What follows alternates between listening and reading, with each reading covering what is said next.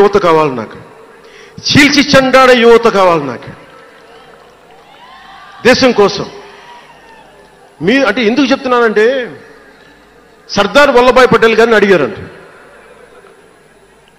బెంగాల్ రాష్ట్ర విభజనప్పుడు 1920లో విభజిస్తున్నాం అనుకున్నప్పుడు దేశంలో ఉన్న జాతీయ నాయకులు అందరూ వచ్చారు, జరగకూడదని ఆప్ చేశారు.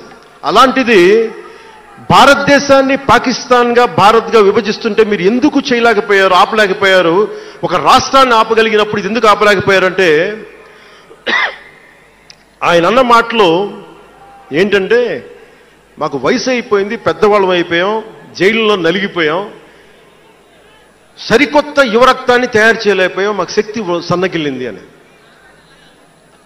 అందువల్ల వదిలేయాల్సి వచ్చింది చేతుల అని. అది నాకు చాలా ప్రేరణ అయింది. నెక్స్ట్ అందరం గౌరవ ముఖ్యమంత్రి గారు వికసిత్ ఆంధ్రప్రదేశ్ కోసం ఆలోచిస్తున్నారు. నేను వికసిత్ ఆంధ్రప్రదేశ్ కోసం ఆలోచించే వాళ్ళు ఉన్నారు. నేను ఆలోచిస్తుంది భవిష్యత్తుని నిర్మించగలిగే యువ నాయకత్వం. ఈరోజు ఒక్కరు తలుచుకుంటే ఎంతమంది ఎమ్మెల్యేలు వచ్చారో చూడండి. ఫస్ట్ టైం ఎమ్మెల్యేలు ఎంతమంది ఉన్నారు. అలాంటిది మీ నుంచి ఊరికి 100 మంది నాయకుల్ని తయారు చేయాలి. రాష్ట్రం నుంచి జాతీయ స్థాయిలోకి వెళ్ళగలిగే 100 మంది నాయకుల్ని తయారు చేయగలగాలి. అదే నా లక్ష్యం, నా స్వప్నం 2047కి. అంటే ఎలా ఉండాలి అంటే, విదేశాలకి వెళ్లాల్సిన అవసరం రాకూడదు. ఇంక మన దేశానికి మనం వీసాలు డినైల్ చేసేంత స్థాయి భారతదేశంలో ఉండాలి అంటే, దేశాన్ని సమాజాన్ని నడిపే నాయకులు మీలో నుంచే పుట్టాలి. నేను చేస్తాను దానికి ప్రోగ్రామ్స్. ఈ రోజున వేదిక పైన ఉన్న స్పోక్స్ పర్సన్స్ అందరూ ఎలా వచ్చారనుకుంటున్నారు మీరు? హరిప్రసాద్ గారికే చెప్పాను నేను, సార్ ఎలా చేయమంటారు సార్ మమ్మల్ని అడిగితే, మీరు వెళ్ళి జనంలోకి వెళ్ళండి, ఎవరైతే మాట్లాడగలరో వాళ్ళు పిలవండి అంటే, అలా పిలిస్తేనే ఇక్కడున్న స్పోక్స్ పర్సన్స్ అందరూ కూడా జనం మధ్యలోంచి పికప్ చేసిన వాళ్ళు అలా తయారు చేశాం. పార్టీ నిర్మాణాన్ని అలా చేశాం. నా కోరిక ఆంధ్రప్రదేశ్ తెలంగాణ నుంచి దేశాన్ని ప్రభావితం చేసే 100 మంది యువ నాయకుల్ని, మహిళలు కావచ్చు, యువకులు కావచ్చు, అదే నా లక్ష్యం. దానికోసం పనిచేద్దాం మనందరం. ఎందుకంటే సరైన నాయకులు లేకపోతే చిల్లర వేషాలు వేసేవాళ్ళు, పనికి మాలిన వేషాలు వేసేవాళ్ళు చూశాం కదా గత ప్రభుత్వంలో ఎలా ప్రవర్తించారు. వాళ్ళు వచ్చారు అంటే బలహీనత మనది, తప్పు మనది. ఎవరు వచ్చినా వదిలేస్తున్నాం మనం.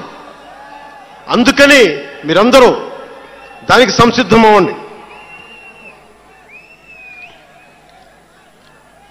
ఇంకొక మాట వాళ్ళు మాట్లాడింది ఇందాక ఆ ఇంగ్లీష్ పత్రికలో, ఒకటి చెగువేరా గురించి మాట్లాడారు, దానికి సమాధానం చెప్పాను. ఇంకోటి ఏమంటారంటే, Pawan Kalyan has suddenly become a Hindu defender, a Sanatani defender అని. Do I have to become a defender for Sanatana Dharma? It is within my blood. I don't have to prove it.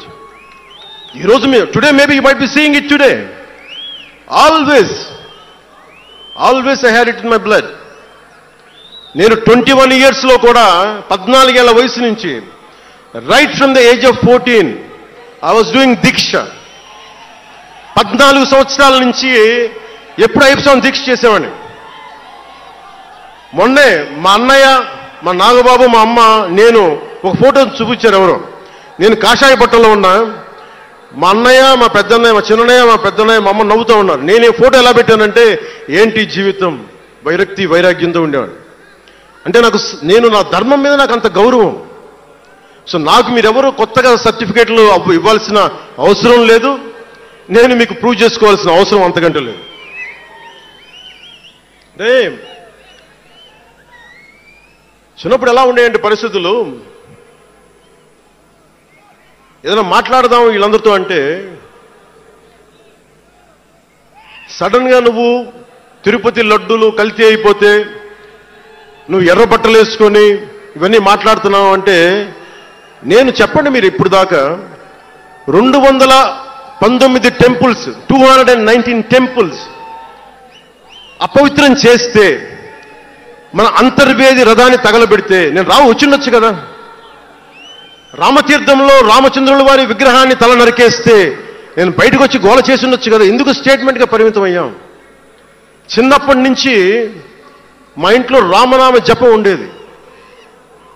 మా నాన్న ఉమ్మడి కమ్యూనిస్ట్ పార్టీ సభ్యుడు, ఎథీస్ట్ ఒకప్పుడు, టీన్స్లో 20లో. ఆయన మరి ఎలా మారిందో మనసు తెలియదు కానీ విపరీతం రామభక్తుడు అయిపోయాడు. నేను పుట్టేటప్పటికి మా ఇంట్లో ఎప్పుడూ రామనామమే ఉండేది. ఆ రామనామాన్ని జపిస్తూనే నాకు జబ్బు వచ్చినా మా నాన్న రామనామం చెప్పేవాడు. అలాంటి రామనామం జపించే మాకు రాముడి విగ్రహం తల నరికేస్తే కోపం రాకూడదంటారేంటి మీరు? ఇదే మీకు ఒక మహమ్మద్ ప్రవక్తకి పవిత్ర రంజాన్ మాసంలో మహమ్మద్ ప్రవక్తకి మీరు ఒక మాటని దూషించగలరా? దూషించి బతకగలరా? అల్లాని ఒక మాట అనగలరా? జీసస్ క్రైస్ట్ ఒక మాట అనగలరా? మేరీ మాతని ఒక మాట అనగలరా? కానీ పార్వతీదేవిని తిడతారు, లక్ష్మీ మాతని తిడతారు. అంటే నువ్వు ఇస్లాంకి అపవిత్రం జరిగితే మాట్లాడితే సెక్యులరిజం, జగన్మాతకి కానీ పార్వతీదేవికి కానీ శివుడికి కానీ రాముడికి కానీ అయ్యప్పకి కానీ అపవిత్రం జరిగితే మా మనోభావాలు బాధపడకూడదు, గాయపడకూడదు, నోరు మూసుకొని కూర్చోవాలి. ఆ జనరేషన్ పోయిందిరా బాబు, ఆ జనరేషన్ పోయింది. ఒక తప్పుని తప్పుగానే చెప్తాం. ఒక హిందువు ఒక ముస్లిం పట్ల తప్పు చేస్తే తప్పనే చెప్తాం. ఓల్డ్ సిటీలో ఉండే ఒక నాయకుడు 15 నిమిషాలు కళ్ళు మూసుకోండి, పోలీసుల్ని మేము హిందువులకి ఏంటో మేము చూపిస్తామంటే అది తప్పు పట్టకూడదంటే ఎట్లా? అది మతోన్మాదమా? ఏం మాట్లాడుతున్నారు మీరు? బతుకమ్మ బతుకమ్మ బతుకమ్మ అని చెప్పి బతుకమ్మ పాటని మీరు వెటకారం చేసి ఓల్డ్ సిటీ నాయకుడు మాట్లాడితే దాన్ని డిఫెండ్ చేసుకోవటం హిందూ అహంకారం అంటే నేను ఏం చెప్పండి? నేను అంటే అల్లాహకు ఒక న్యాయం, మహమ్మద్కి ఒక న్యాయం, అమ్మవారికి ఇంకో న్యాయమా? అలా కుదరదు బాబు. ఈ ధర్మం అందరికీ సమాన అవకాశం ఇచ్చింది. సనాతన ధర్మం ఉండబట్టే విజయనగర రాజులు మస్జిద్ కట్టించారు. సనాతన ధర్మం కాబట్టే